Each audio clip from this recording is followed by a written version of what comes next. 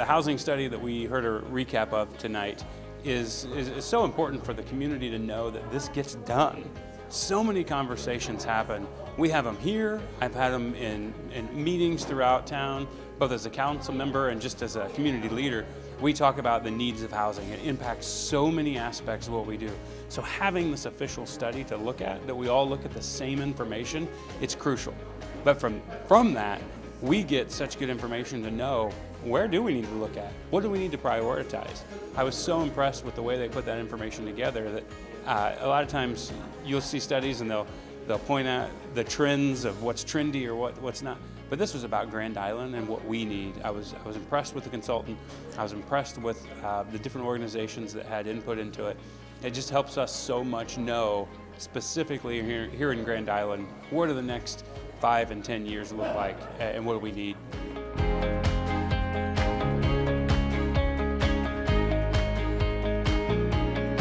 When she said that all 4 quadrants are getting growth, I actually paused and I went, is that true?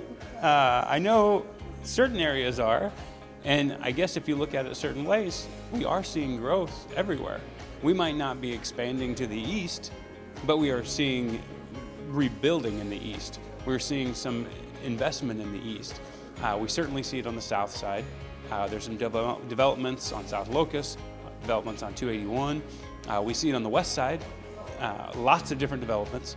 Obviously know we're going to see it on the north side. And then there's pockets in the central area that we're seeing it. So I don't know how many quadrants I just labeled there, like 6 maybe, but I know that we're growing throughout. I would still like us to leverage this study to maybe prioritize from a city council's standpoint, how do we support it strategically? Smart growth across the city as we look forward.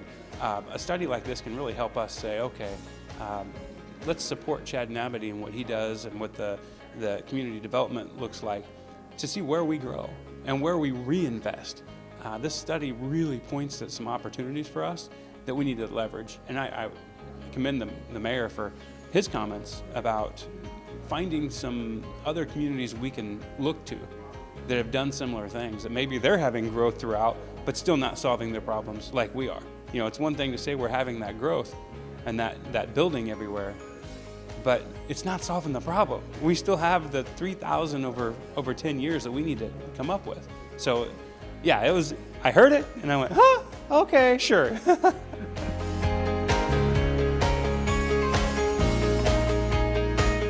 You know, one of the things we talked about tonight was TIF. It comes up all the time. And people love TIF, people hate TIF, people understand TIF, people have no idea what TIF is. TIF is a dirty word to some people, and it's the only way that anything gets done to others. I think what came out of this is we need to talk really strategically again, how are we using TIF and what does that look like long term? I believe there are great uses of it. We just need to determine as a council, what is it we're going to prioritize? I would love for us to look at opportunities to find affordable housing, whether that's reinvesting in existing housing, finding ways to move people out of lower income housing or the more affordable housing, and get them into that next step to open up more. But how do we do that? And if TIF plays a part in that, if other incentives play a part in that, that's a conversation we need to have. And using the study to leverage that is probably a good thing.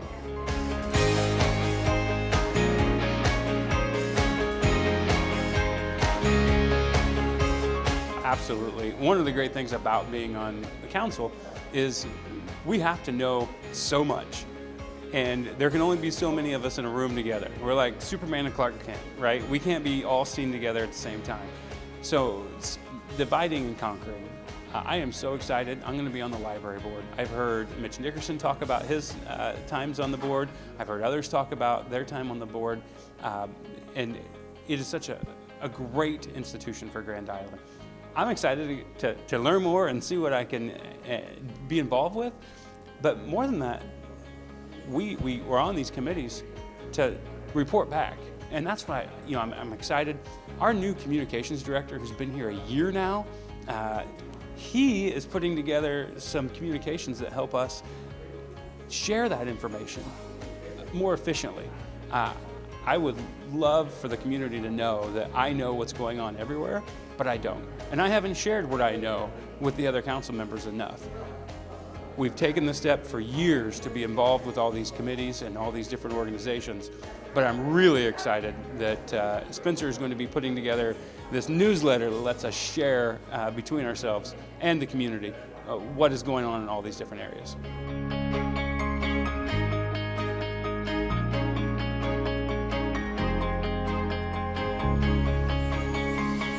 I don't know that the community really understands what it takes, to take over an existing entity.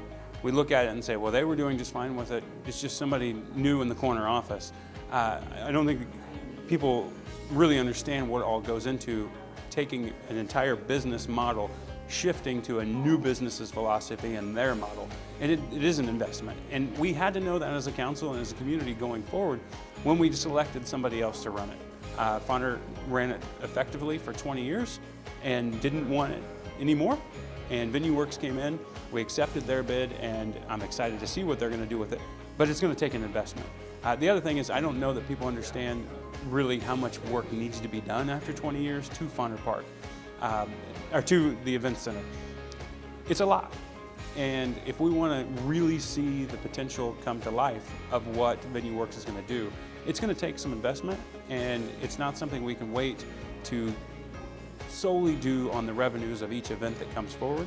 There needs to be a blast up front, but then we expect to see the returns and not continue to pump out $200,000 checks in advance forever in perpetuity. I think the second item that we talked about was the occupation tax, the visitor money. What we do with that going forward, I really look forward to bringing a lot of people to the table.